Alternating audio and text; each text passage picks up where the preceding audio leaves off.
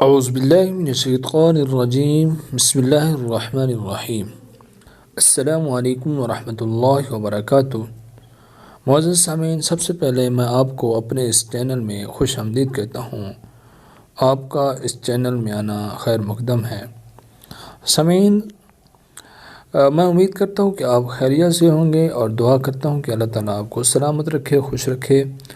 سامعین، آج کی اس ویڈیو میں ہم انشاءاللہ نون قطنی کے بارے میں پڑھیں گے کہ نون قطنی کیا ہے، کیونکہ اکثریت جو لوگ ہیں ان کو پتہ نہیں ہوتا کہ نون قطنی کیا ہے کیا نہیں۔ تو بعض اسٹوڈنٹس کو جب میں پڑھا رہا ہوتا ہوں تو وہ جب یہ چھوٹا نون دیکھتے ہیں مجھ سے سوال کرتے ہیں، سر یہ چھوٹا سا نون یہاں کیوں لکھا ہوا ہے؟ تو میں نے سوچا اس کی جو معلومات ہیں میں آپ تک اس کی شیئر کروں، اس کی معلومات آپ تک شیئر کروں۔ سامعین، آپ نے بھی دیکھا ہوگا کہ قرآن مجید کے اندر ایک چھوٹا سا نون بعض مرتبہ لکھا ہوا ہوتا ہے اور وہ اس کو لوگ پڑھتے بھی ہیں، تو اس کو نون قطنی کہتے ہیں۔ تو اس کی کیا علامت ہے، یہ کہاں ہوتا ہے، تو یہ ساری ڈیٹیل ہم پڑھتے ہیں۔ نون قطنی، تنوین کے بعد حمزہ وصلی آ جائے۔ اب حمزہ وصلی کیا ہے اس کے بارے میں بھی میں آپ کو بتاتا ہوں۔ تو وصل میں حمزہ وصل کو گراتے ہیں، گراتے ہوئے تنوین کے نون ساکن کو زیر دے کر ایک چھوٹا سا نون لکھ دیا جاتا ہے، اسے نون قطنی کہتے ہیں۔ سب سے پہلی بات کہ تنوین کے بعد اب جانتے ہیں تنوین کیا ہے۔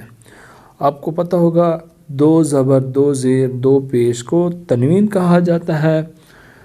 اور حمزہ وصلی وہ ہوتا ہے کہ پیچھے والے لفظ کو آگے والے کے ساتھ جب ہم ملائیں گے، درمیان میں جو حمزہ ہوتا ہے اور وہ گر جاتا ہے اس کو حمزہ وصلی کہتے ہیں۔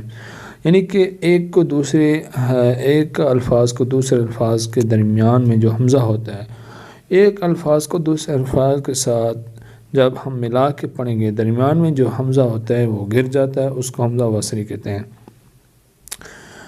اچھا، پھر تنوین کے نون کو، یعنی کہ دو زبر جو ہیں ان میں سے ایک تنوین کے نون ساکن کو زیر دے کر ایک چھوٹا سا نون، یعنی کہ اب یہاں وصل میں یہاں ایک بات رہ گئی کہ وصل میں حمزہ کو یعنی کہ ملاتے ہوئے پیچھے والے جملے کو آگے والے جملے کے ساتھ جب ہم ملائیں گے تو حمزہ وصل کو گرا دیں گے۔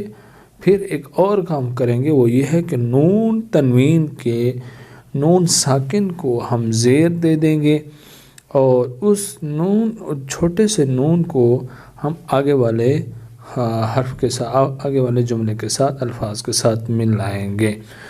میں اس کی مثالیں بھی دیتا ہوں، انشاءاللہ آپ کو مثالوں میں سے بھی بات واضح سمجھ آئے گی۔ اچھا سامعین، یہ جو چھوٹا سا نون لکھا ہوا ہوتا ہے اس کو نون قطنی کہتے ہیں۔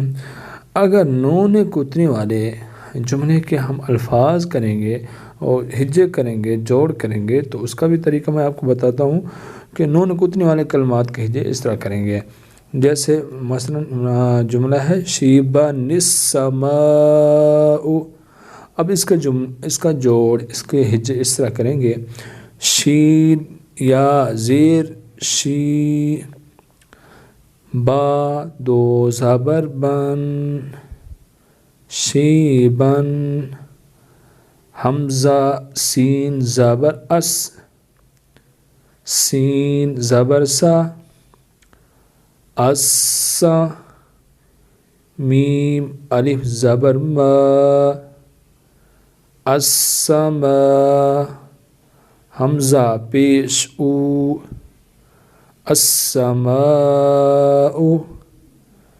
شیبن السماء۔